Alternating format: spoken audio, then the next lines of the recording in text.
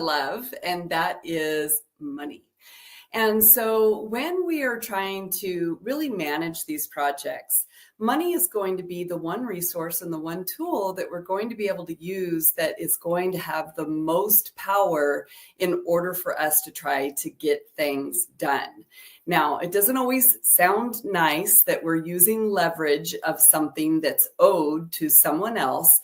But if we outline it and really explain how it's going to be used in that method of a tool, then we're giving everyone on the same page the understanding of how we're going to use money in order to be able to ensure that we're receiving the product and the quality of the product that we deserve at the end of the deliverable. So this is going to bring us to what we're going to be talking about today, which is what is retainage in a construction contract, understanding how to apply protections until the work is complete. Now, I don't know about all of you, but I usually hear it as retention. And so retention is going to be probably the way that you're going to hear me refer to it the most throughout this video, but it is retainage of money or funds, a percentage of work that's been completed in order for us to ensure at the end of the project that we get everything that we've paid for. So why is it important and how does it impact your project? In this mini course, our learning objective focus is going to be first understanding the concept and purpose of retainage in construction contracts, and then being able to develop strategies for managing retainage effectively to minimize financial strain on all parties involved in the project. We don't want to use it as a weapon. We definitely want to be able to use it as leverage. So, have you ever wondered why a portion of your payment is held back? So you've put in an invoice or you've put in a pay application and you said, hey, I've finished this portion of work and therefore I deserve to get paid this amount. And so in that moment, the owner has to make a decision. Do I trust that this work has been installed exactly as it's been designed and spec'd out in the contract? Do I wait and pay them until after the inspector has had an opportunity to be able to inspect it? And sometimes when the inspector inspects something, there's some things that they don't catch. And I don't find out until later after the contractor's gone that there's a problem with it. So to kind of help resolve this issue, what we've done is we've provided a way of being able to pay the contractor for a significant portion of the work that they've stated is complete, and then being able to hold a small amount as incentive to ensure that once we've determined that it's been 100% complete, that we can then pay them for that last little bit of money. So let's say that we have a work task, and that work task is the installation of electrical conduit. So on the schedule of values, we would have a line item that says electrical conduit.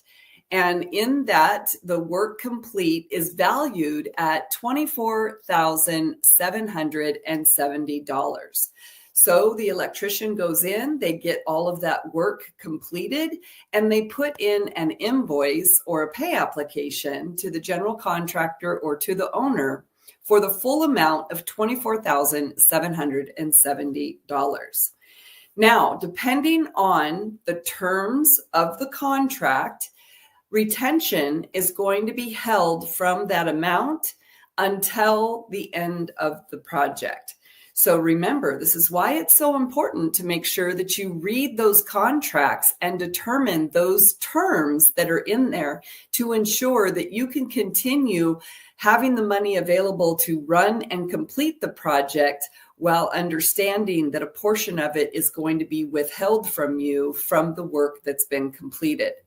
So in this case, we have seen that the contract has withheld a retention of 10%. And in that 10%, that means that $2,477 is going to be held by the owner or the client until the end of the project, or until it can be verified that 100% of this line item is 100% complete.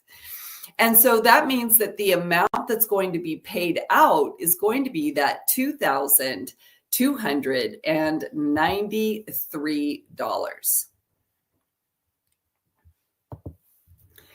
So what is retention? Retainage is going to be a percentage of payment that's withheld from contractors and subcontractors until the completion of the project. So again, remember to read your contracts, because this is where it's going to explain if there's going to be a 5% retention held, if there's going to be a 10% retention held, and then it's also going to give you the criteria that you need to understand that needs to be completed before that retention is going to be released.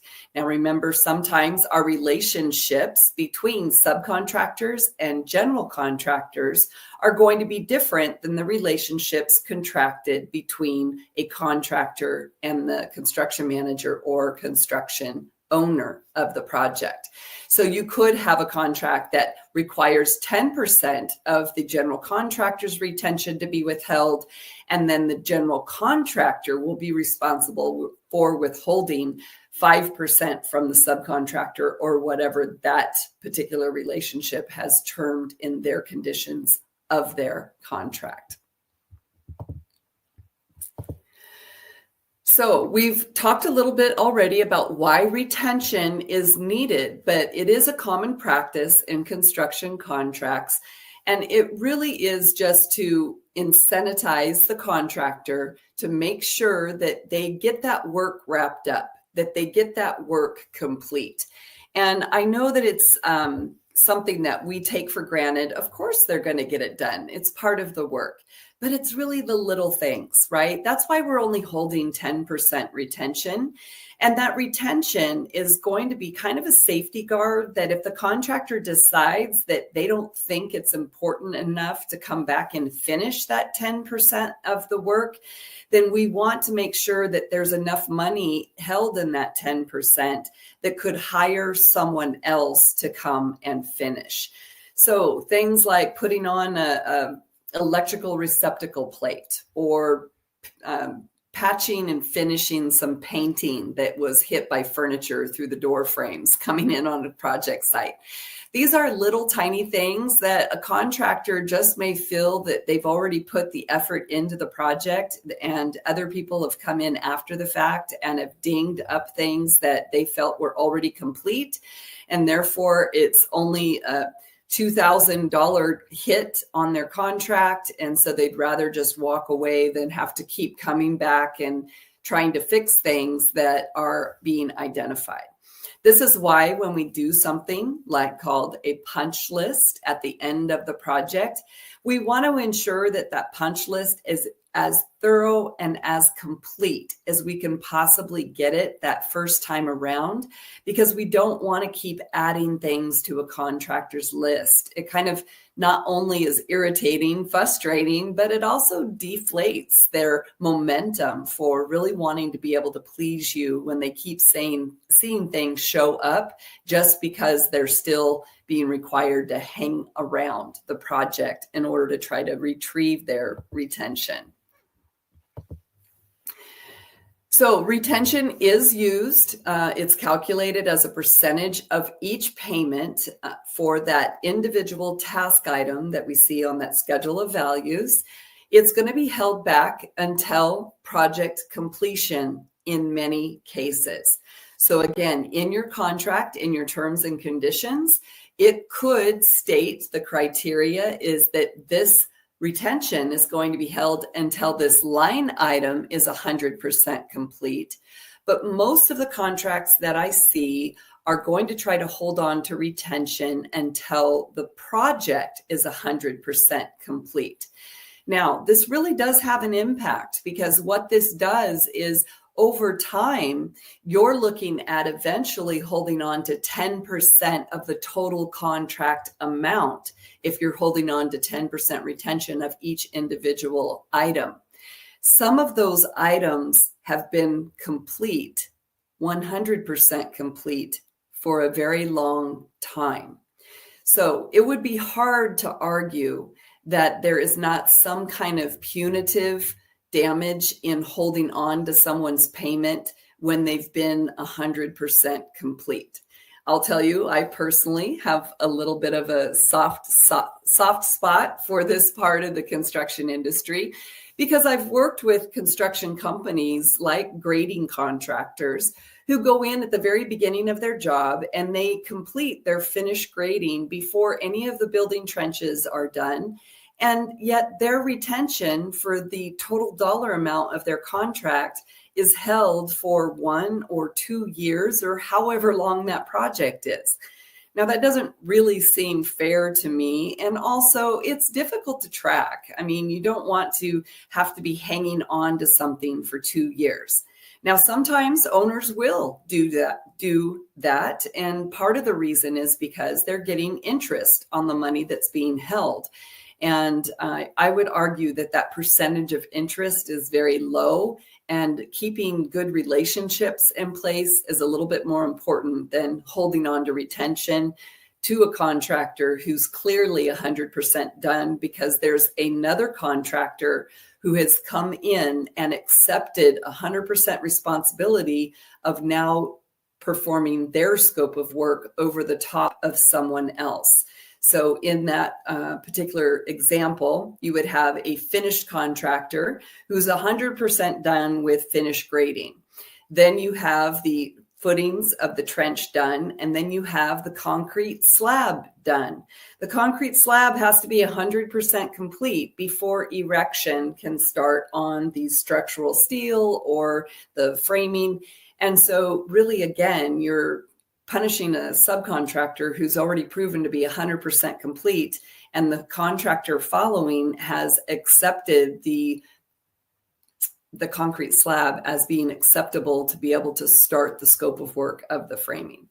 And so in those situations, I just ask a little bit of common sense be interjected to something that was created by lawyers far before the work ever took place. This withheld amount of the retention is going to be released upon satisfactory completion of the project. And again, we're hoping that if it's not satisfactory work, that this percentage of retention is enough money to be able to cure or resolve the issue that we're not happy with. So here we're going to look at an example of how this accumulates over time. So we use the example of the electrical conduit having a contractual price of $24,770. In October, they asked for full payment, and that equaled a retention of 10%. So we were holding $2,477. Then we came in and we pulled the wire in that conduit. We have the value of the full contract of that wire being at $34,800. So in November, when we completed that task item, we held retention again of 10%, so $3,480. Then we came in December and we installed the lights and we installed all of the receptacles and receptacle plates and really put the finishes of our electrical scope on the project. And that work was valued at full contract at $17,490, which meant a 10% retention held of $1,749. So the final retention being withheld from the entire project over those 3 months is going to be $7,706.